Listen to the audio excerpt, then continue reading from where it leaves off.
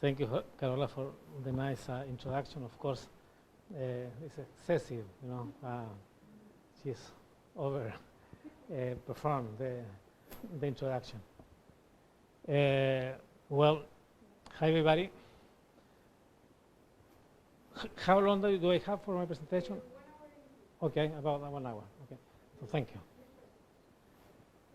So today I want to talk on this model of Alzheimer's disease, and it will become apparent as I go along that we are using a different model.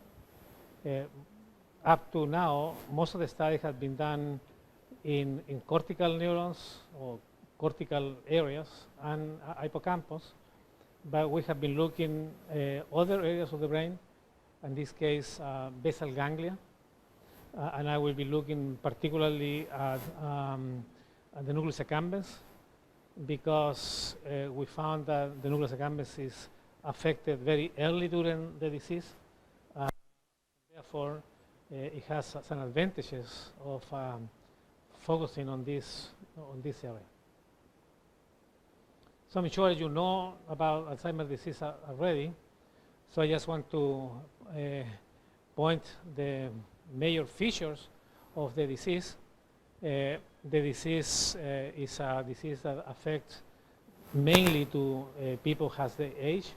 After the 65 or 70 year old of age, there is a large percentage of individuals that will acquire the disease.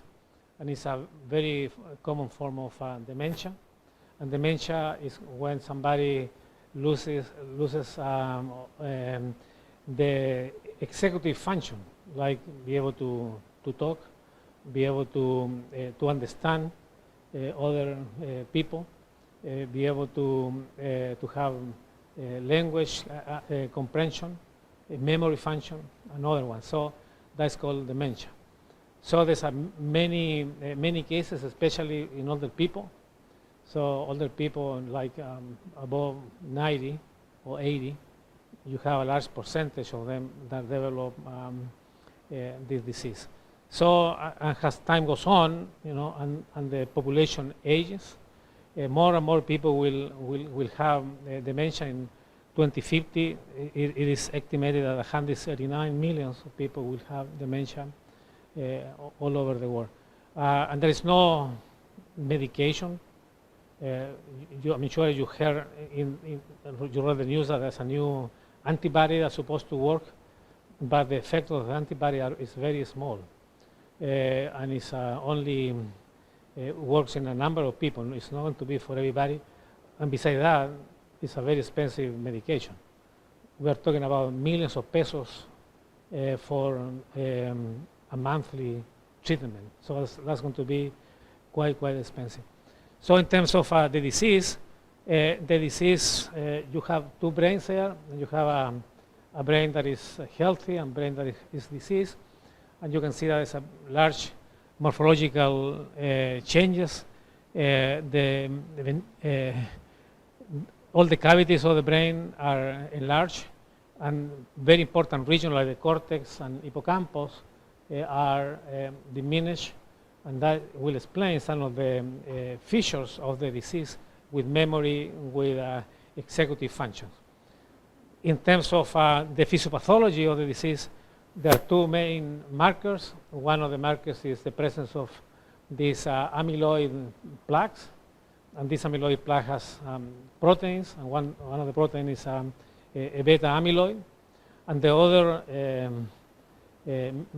feature is the presence of these neurofibrillary tangles inside of the neurons, and these tangles are able to disrupt the microtubules, and disrupting these microtubules, they will affect the transport, the axonal transport, and finally they will destroy the axon, and then the communication will not take part. One of the proteins that is associated with the disease, of course, you already know about that, is this amyloid precursor proteins, IPP, and because of enzymatic processing with beta and gamma secretase, it will cut a 40 amino acid segment that it will give form to this beta. So a beta is a peptide that is in everybody's brain, and not only in brain but also in other tissues. So it's part of the normal physiology. People don't know well what is a beta is doing in the brain. Some people are proposing that it has a trophic factor. It has also a homeostatic regulator effect. So, but definitely it's not clear why we have a beta in the brain. But what will happen is that a beta is a soluble protein, it's a soluble peptide, and under conditions like pH changes or high concentration of a beta, it will aggregate. It will change conformational change. We have conformational changes, and also will get aggregated, given a number of conformation, starting from oligomers, and oligomers. People define oligomers anything from two peptides all the way up to a number of peptides, 20 or more peptides. So it's a big and defined morphological characterization of these oligomers, and then the oligomers will give rise to. I don't have the point. I thought was that's the point. Giving rise to fibrils, and finally amyloid plaques that I showed you in the previous part. So everybody has this in the brain. Some people can manage, and some people cannot manage, and the people that cannot manage, they will develop the disease. So the question is, and this question has been going on for a number of years, at least 10 or 15 years. So the thing is, what can a beta do in the brain? And a beta can do many things, but there's a lot of consensus that one of the actions that a beta has, it can introduce itself in the membrane and break the membrane, and also make some sort of pores.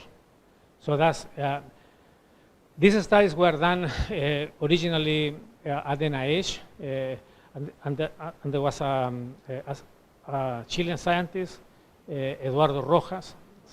I see a lot of jump faces there, so probably you never heard of Eduardo Rojas. But Eduardo Rojas has been one of the more important physiologists in Chile. He worked many years in Europe and the United States, and he was the first one to describe a beta was able to introduce itself to artificial membranes, making a sort of holes or pores. You know, we prefer to call them pores, but also we have mentioned them in the literature like perforation, because these perforations are very quite large. That's one of the effects. And the other effect that I want to show you is that more recent work has suggested that a beta can interfere with intracellular mechanisms of regulation. Intracellular mechanisms of regulation. So in the first case, the one that I just mentioned, is extracellular beta, but also beta has intracellular actions, okay? Affecting, for example, mitochondria, affecting proteasomes, synaptic function, also, and the main effect here will be the calcium dysfunction.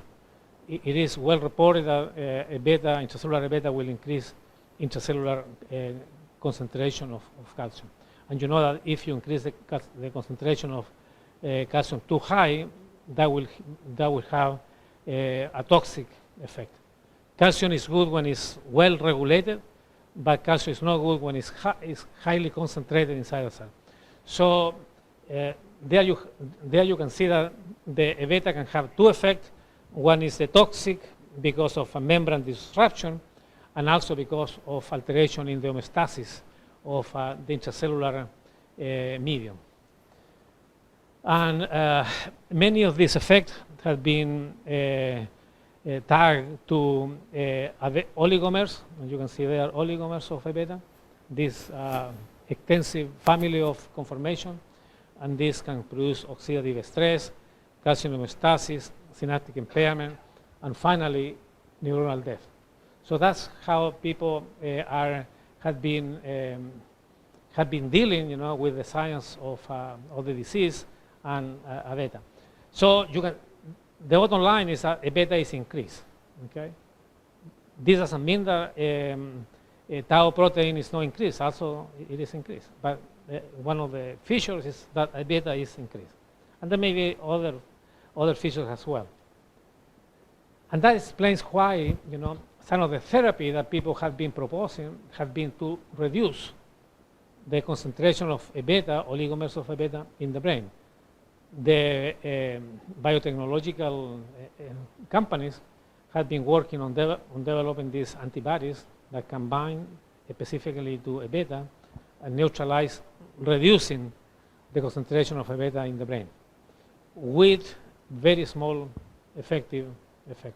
So it's a lot of discussion about how effective is this therapy, especially considering that it's a very expensive therapy. So in terms of symptoms, and this is why our work, we think that is becoming important, in terms of the symptoms, there are two types of symptoms. The traditional symptoms are the cognitive symptoms. And what are the cognitive symptoms? Gradual loss of memory, inability to form new memories, okay? Alteration in language and visual spatial conditioning, and mental agility decline. Okay, so this is typical. This is the disease that we know in his more classical form. But also, there are other symptoms that people have been realizing more recently, and this is what is called early Alzheimer symptoms. And these are not cognitive. Okay, they don't have to do with the cognition. And what do I mean with that? So alteration like depression. Okay, some people can develop depression. Maybe some people are young, but as people age, they also can have more recurrent depression-like symptoms, aggression, okay, agitation, hyperactivity, apathy, anxiety, psychosis, alteration in circadian rhythm. These are not alteration of cognition. There are other type of alteration that are more like psychological alteration. These are a lot of alterations, right? So don't be afraid if you have some irritation, or if you are old, then if you have many of them, then you have to worry. No, you don't have to worry still. The disease is more than that. But these are some of the early symptoms, as I mentioned. So, and in this curve, you have, and these are age, right? 65, 70, etc. So you can see that at the right, you have this cognitive alteration, but even this cognitive alteration in green, you have this non-cognitive alteration that will start much earlier. That's the idea, right? They will start much earlier of the disease. So the disease will progress from a non-cognitive disease, eventually going through a mild cognitive impairment that is there, right? A mild cognitive impairment, and then finally getting to dementia. So people have associated this cognitive dysfunction with alteration of cortical structures. And what are cortical structures? Cortex, right? Prefrontal cortex, for example, and also hippocampus. Right? Hippocampus is also part of basal ganglia, not basal ganglia, but basal structures but still is more closer to the cortical areas in nature. Whereas the cognitive or non-cognitive symptoms have to be located in somewhere else. Okay, so that's the idea. So this took us to the limbic system. Okay, and the limbic system has been something that we have been working in the lab for a number of years, following the original work in the spinal cord and hippocampal neurons. So the limbic system is a group of structures that are inside, inside of the brain, and these structures are several. You have amygdala. Amygdala is important for emotions. Hypothalamus, septal nuclei, and nucleus accumbens. The accumbens also is part of this structure that are part of the limbic system. The VTA, the ventral tegmental area, which is part of the reward circuit, the same like nucleus accumbens. Nucleus accumbens is part of the reward circuit, as I will mention later on, and also the hippocampus also is a structure of limbic importance. And the function of this structure are several, right? It's a processing of emotional and social behavior, motivation, memory formation, and learning. Because there is a relation between motivation and learning. You know, people are not motivated will learn very little. And learning also impact on motivation. One thing I tell the students when I talk about central functions is that these basal ganglios want to do three things. One thing they want to do, they want to activate the cortical areas to be aware of the environment. That's one thing. The other thing that also will do is to activate motor control. And motor control means that you want to move, okay? So you have to activate the brain, and the second thing, you have to move. And the third thing is that it will give you this reward, this force where you want to do things. And this is motivation.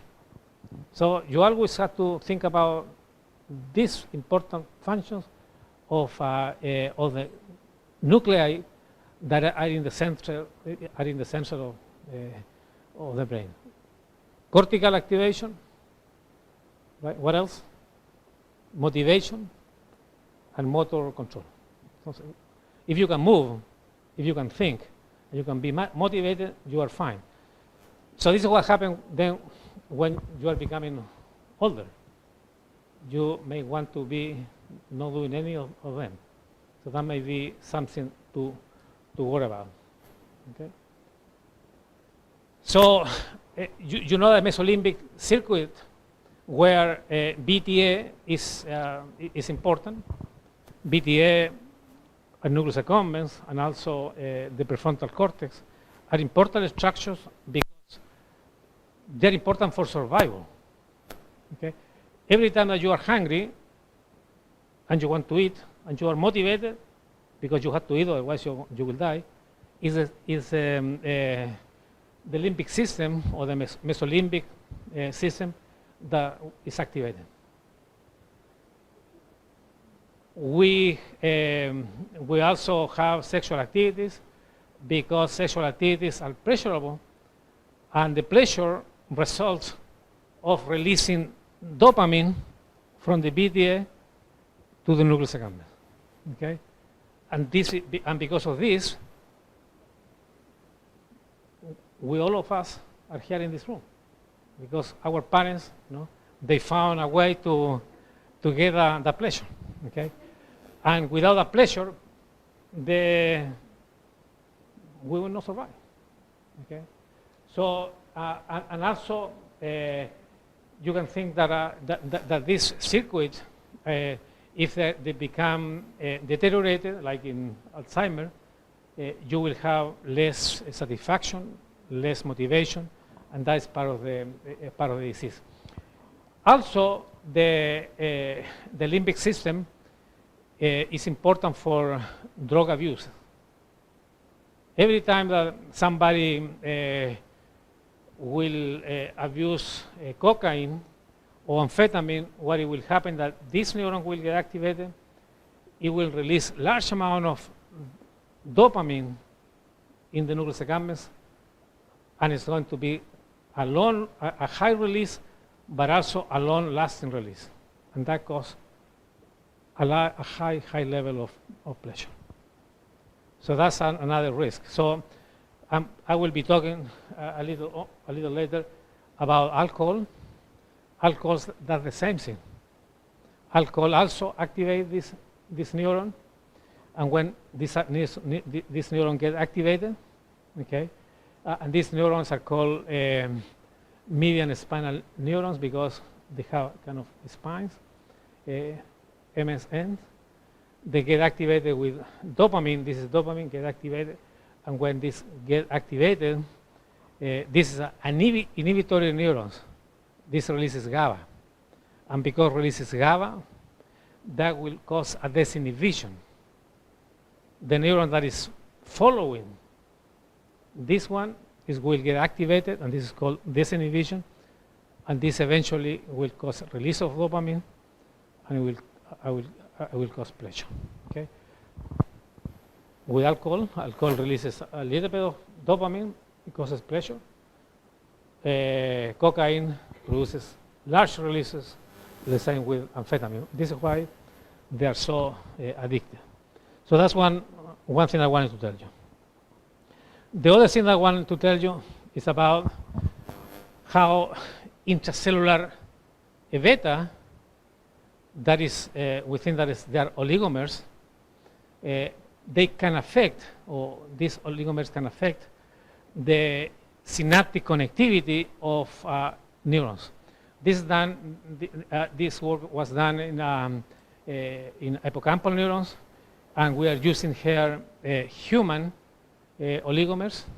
Okay, these human oligomers were obtained from people's brain that die of Alzheimer, and our collaborators give us some of these oligomers. And what we did in these experiments is that we were applying these oligomers intracellularly while we were doing recordings. So these are the neurons. Okay, this is the presynaptic terminal. You can see the presynaptic terminal there with vesicles. Here is the postsynaptic cell that we are recording with a patch pipette. And this patch pipette not only is recording the activity, but also we're putting a beta oligomers inside of the cell. And this is what the data shows. This is the control condition, and every one of these peaks is reflecting a synaptic response. Let's call them synaptic current.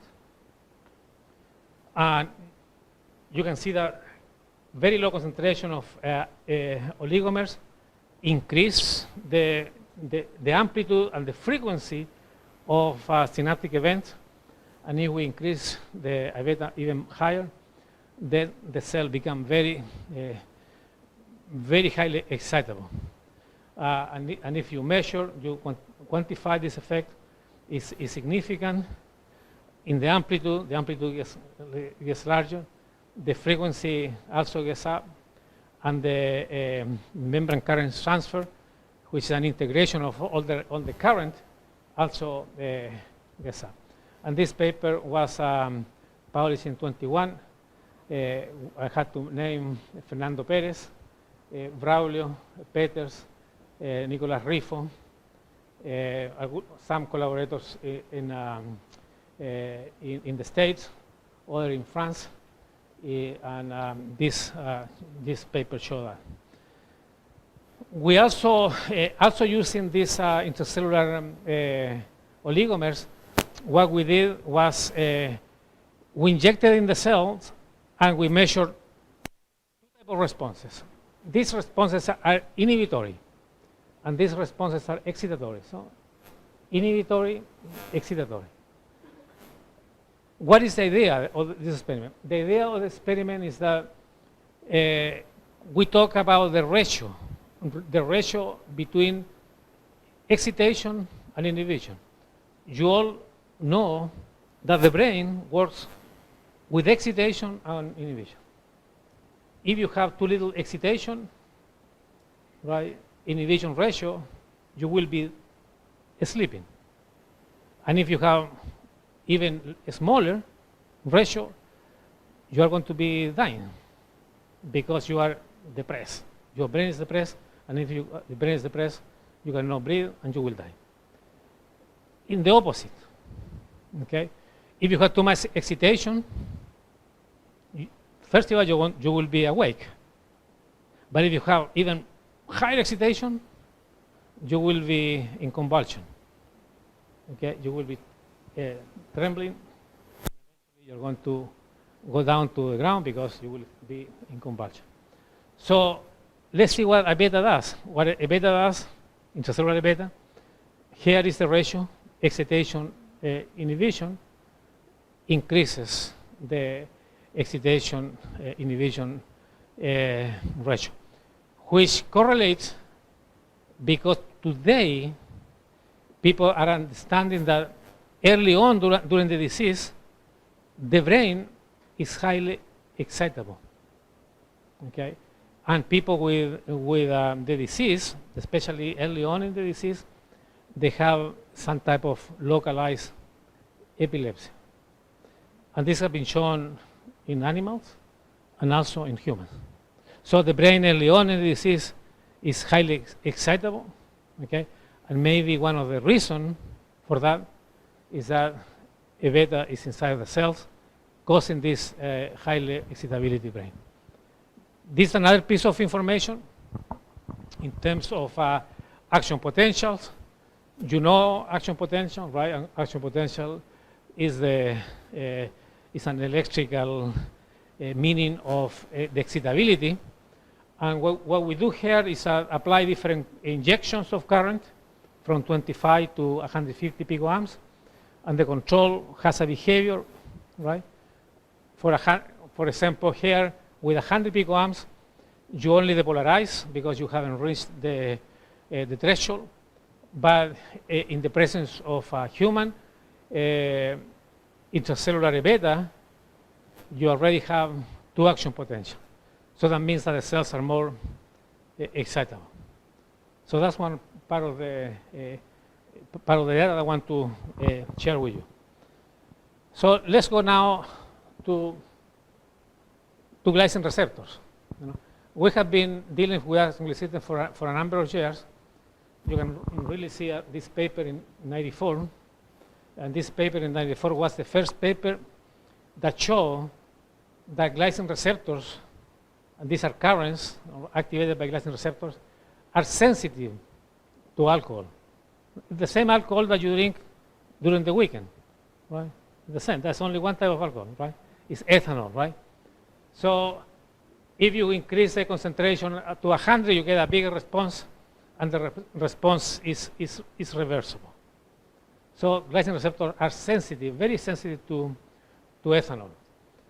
Glycine receptors, I'm sure you heard already, they are inhibitory receptors. They have different subunits, alpha 1, alpha 2, alpha 3, beta. And for a number of years, with the work of Gustavo, Gonzalo Yenes, Braulio, and others, we have made a big history about the importance that glycine receptors have in terms of controlling excitability and behaviors related to ethanol. So also I want to show you this because this is part of the history as well. Today I'm not going to be telling you about that, but you have to understand that there is time of development, but also there is a time of aging. You know, time of development, many of you guys are still developing, okay? And us, you know, me, we are in the other core, right? We are going into aging. So you can see how the different subunits vary. You know, alpha 2 start very highly expressed early during development, and it goes down depending on the region, of course, of the brain, goes down with time. And alpha 1, on the other hand, has the opposite expression, and the same for a beta. So something to take, into consideration. It's important for us, especially now that we're looking into aging. And this is the general working model, right? So this is the general working model. Here you have a MSN neuron in the nucleus accumbens. They can have D1 receptors, dopamine receptor D1, or D2. So you have neurons that are D1, neurons that are D2. D1 and D2 receptors are metabotropic receptor, as you know. So, and dopamine that comes from the VTA activate this dopamine receptor. But you also have other type of synaptic transmission, glutamatergic from prefrontal cortex, hippocampus, and GABA from many other regions. So at least you have three main synaptic transmission: GABA, glutamate, dopamine, and we have been interested in this synaptic current that also is glicinergic. That was first reported by Braulio Muñoz, and later on the team have been able to follow up. And when I talk about the team, it's Scarlett, Aníbal, Macarena. I'm forgetting somebody? No, not right. And these are the main investigators of that synaptic synaptic current that activate these receptors, this glycine receptor in these MSNs. And why it's important for us? Because alcohol has an effect on this neuron, and we know, I will tell you, that ethanol can help to release dopamine in the brain. In this area, what alcohol will do, it will release dopamine. And I'm not saying that because I want to say, but there's a lot of evidence on that. For example, alcohol increases dopamine release. Strychnine antagonists for glycine receptors inhibit.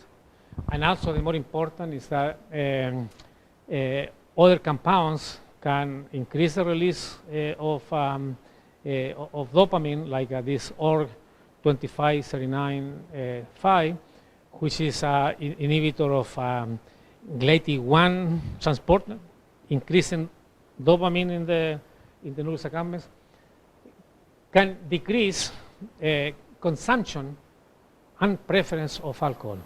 Okay, so the model works quite well, implicating the glycine receptors in the model. And then other studies, the study of Scarlett, Muñoz, San Martin, and more recently the study of Aníbal Araya, help us to conclude that glycine receptors are important for the excitability of the nucleus accumbens, and also we are looking on the release of dopamine, and this is mainly from other laboratories. So let's go to the model. Okay, so we have been using this double transgenic models, and this has two mutations. I'm not going to go into details about the mutation, but the important thing is that this mutation will increase the concentration of a beta in the nucleus accumbens or in the hippocampus.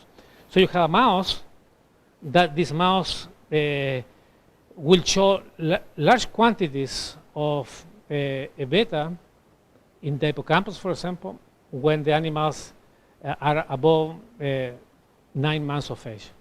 Okay, and when they are 12 months of age, they start getting some responses altered that are related to synaptic dysfunction.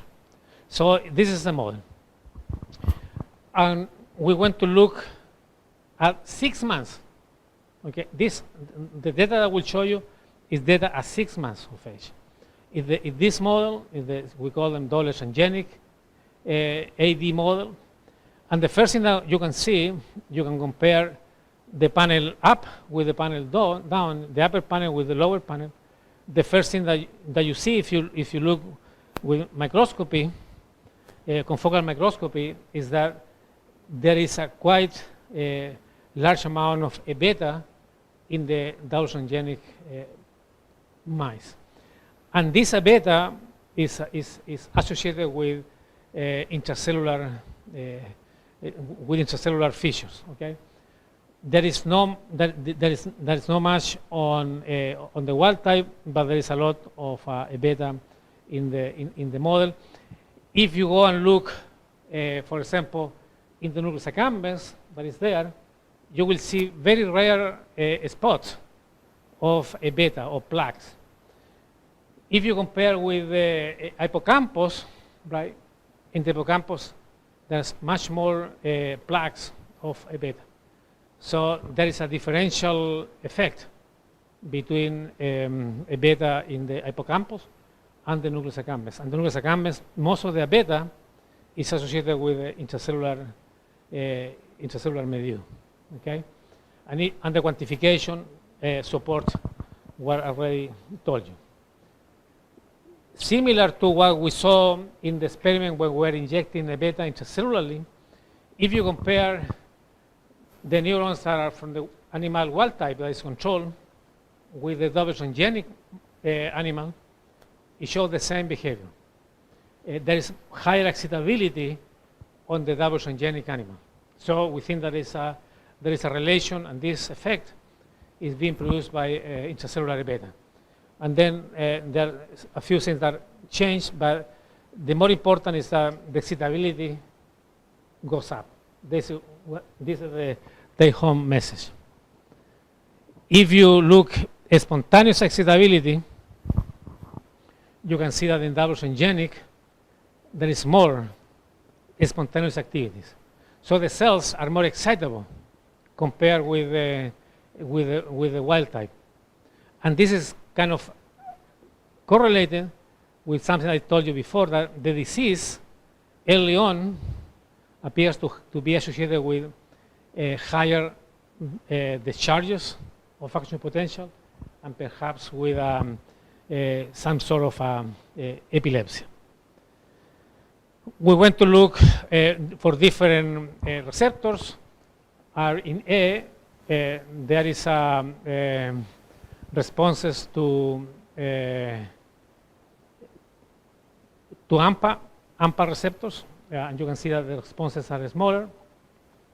There is nothing much going for GABA, which is B, and for C, glycine receptors. Okay, so the bottom line is that AMPA and glycine receptors are highly affected, not so much GABA-A receptors. And this is important because GABA and glycines are the main inhibitory receptors in the brain. So if it's not GABA is not affected, well, the other one is affected. So we think that will explain why there is more excitability. And the same happens if you look glycinergic transmission, okay, with a reduction on the frequency for responses mediated by glycine. We also found that a presynaptic marker is significantly reduced, and the presynaptic marker is SV2. You can see that in the wild type there's a lot of green, and very green down, and this is quantified in this in the bar graph. Also, the presence of glycine receptors. This is using an antibody that recognizes all the glycine receptors. There are also a reduction on glycine receptors. So the bottom line is that glycine receptors are significantly reduced in the model of Alzheimer. So let's see about and this work that was published a couple of years ago, 2020, That was carried out by also Eduardo, Scarlett, Aníbal, Lorena also participated on that study. And this is more recent work with new technologies that we have implemented in the lab. And here we are using these adenoviruses that can express GCAMP, and I'm sure you are already aware of GCAMP. This is a protein, a genetically modified protein, and the important thing of this protein is that in the presence of calcium, it has a conformational change, and now you can see that it's green. So that means that it will emit green fluorescence. When there's no calcium, there is no fluorescence. When there is calcium, calcium will bind to a region of the protein. You can see that there's a small conformational change, and this conformational change will induce an increase in the fluorescence. So you have a control condition, and what happened here is that you stimulated the brain slice. We're talking about brain slices. You stimulated with an electrical pulse, and you can see the signal of fluorescence went up and then went down. Okay. And we wanted to show that this was dependent on excitability, and to do that, we block GABA A receptors with bicaculin. Okay. You know that when you block GABA A receptor with bicaculin, the cell become more excitable. In a way, it's become like epileptogenic. So this is the control, and this is 4 minutes after bicaculin. You can see the response went up considerably higher. At 12 minutes, it's almost 1,000% bigger than the control condition. What demonstrates this? Demonstrate that the actual sensor, because it's a sensor for calcium, cerebral calcium, is working and is detecting increase in mainly in excitability, more action potential, more calcium entering into the cell, and then you see a higher signal. And for this, you have to have a microscope, some filters, a computer, a photomultiplier, a digitizer, a computer, and you get the signal, and then you analyze. And here shows that that effect is reversible. So this is what happens when you do the same experiment I just told you, but now you use strychnine. Strychnine causes the same effect, smaller in terms of numbers, but it causes the same effect. That's the control, and thus the lower panel is in the presence of strychnine 12 minutes. So what is telling us that strychnine also is important through glycine receptors in this area. So the question is, so what happened now in the nucleus accumbens of wild type animals and also in the transgenic animal 6 months? Okay, 6 months. In the wild type, you can see that there is a response there, but in the wild type, in the knock-in, in the double knock-in mice, there is nothing, or there is much smaller response. Let's see here at 12 minutes. This is the wild type response.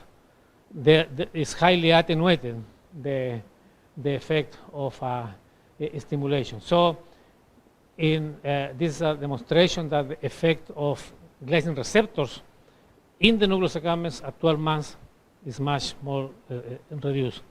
And this is in agreement with the paper that I showed you earlier of Fernandez et al., where we have reduced glycine receptor activation. So that's part of the history. So then we wanted to do the last few experiments. And this is one of the last experiments. I told you that ethanol, what it does is causes reward, and therefore the animals you can train the animals to drink because they have a good sensation, just like some of you, you know. You not like the drink the first day, but the second day you like a little more, and some people get addicted to it. But you know, hopefully we are not in that setting. So this is how a wild type features. This is what is called drinking in the dark, porque they have to drink in the dark session. So this is the wild type, and you can see that the double transgenic animal will drink less, and these differences are significant. If you measure the alcohol in the blood using enzymatic methodologies, you can see that the double transgenic animal actually drink much less. So we can say that the rewarding effect of alcohol, and we think that that's because they have less glycine receptor in the brain. We're trying to understand some details on that, but this is the general conclusion, is that it's making less rewarding this alcohol. Not only for alcohol, this is sucrose, you know. We like sweet stuff, right? Do we like sweet stuff? Chocolate, for example, huh? Especially if it's on, you know, Belgian, right? Belgian chocolate are pretty good. We like it because some of it is sweet. Okay, so the animals will drink sweet liquid with sucrose, and this is how a wild type animal drinks. Okay, and this is how a disease model drinks less. So the answer is that it's less rewarding. And this is associated, we think, because people are developing the disease, they have less motivation for medicines, including sweet stuff and food. Okay, so that's kind of the general model or general conclusion. And in terms of conclusions, and this is the last slide, the data shows that there is intracellular beta in these accumbal neurons, that there is an increase in excitability, that there is a reduced expression of alpha subunit, both expression and function. There is a decrease of glycine receptor inhibition on calcium dynamics in the double transgenic mice. And finally, there is a reduction in alcohol and sucrose consumption in the double transgenic mice. So that's the presentation. Thank you very much. I don't know if you have a question.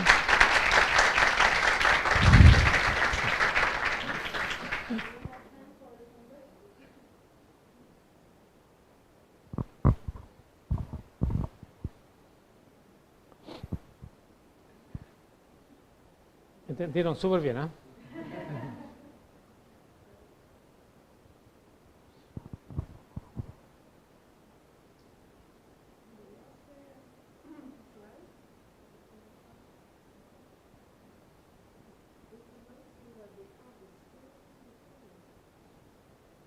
Right. Yeah, both substances are supposed to produce rewarding effects, right? So you have a reduction of the reward for alcohol, and you also have a reduction on the consumption. That's because the rewarding circuitry is the same for everything. You know, always BTA, nucleus accumbens. There is no, or what we know, there is only one system. So if the system is impaired, you will have a reduction of all interesting and good things. And this is called anhedonia. In people's health, it's called anhedonia. Anhedonia is when people stop having fun from the stuff they used to like before.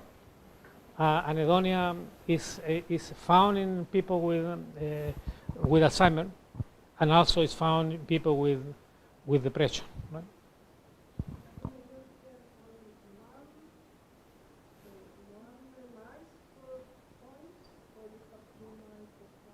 Oh, here? No, there are several, right. Usually what we do is we repeat in 3 cohorts, and every other cohort has at least 4 or 6 animals. So you have about at least 12 animals per point.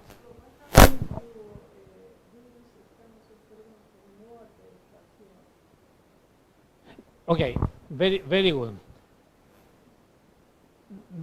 What people does usually is they do more longer treatment with alcohol, and the thing keep going. At the second week, they drink even more until reaching a large plateau. So you can have animal drinking about 10 grams per kilo after 4 or 5 weeks. With sucrose, usually the experiment is only 4 days. With 4 days, unless you have a diet, research. If you do a right research, then you keep having this consumption for much longer because you are looking for some changes on metabolism and other issues. But for this rewarding experiment, 4 days. Thank you for the question. Very nice data.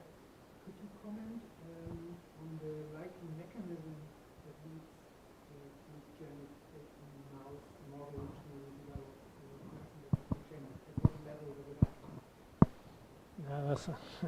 happen? That's a very good question. Yeah, we would love to know. We would love to know. We have some ideas, huh? And the ideas is I'm sure that Gustavo may have even better answer than me. Glycine receptors are very glycine receptors are very fragile. Let's put it that way. In the sense of if we call them in the lab, ¿no es cierto? We call them a detector for health. In the sense that if the neuron or the tissue is not healthy, glycine receptor very quickly will go intracellularly. It doesn't happen with other receptors. GABA receptors are very stable on the membrane, AMPA also. So we think there's something about maybe some phosphorylation, but if you have some ideas, it will be nice to talk about and to test it, because that I think is very important. Thank you for the question.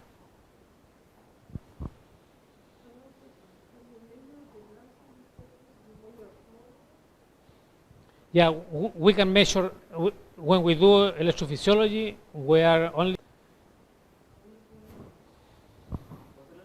Sí, seguro.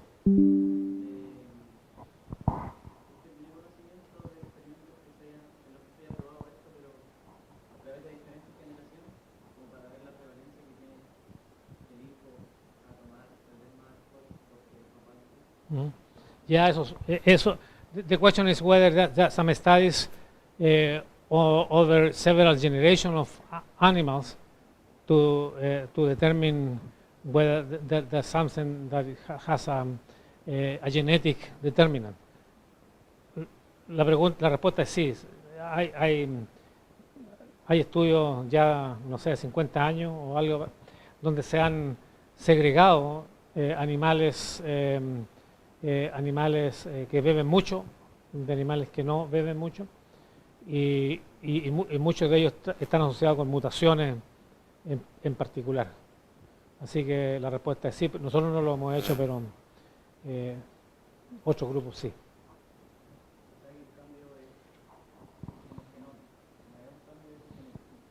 El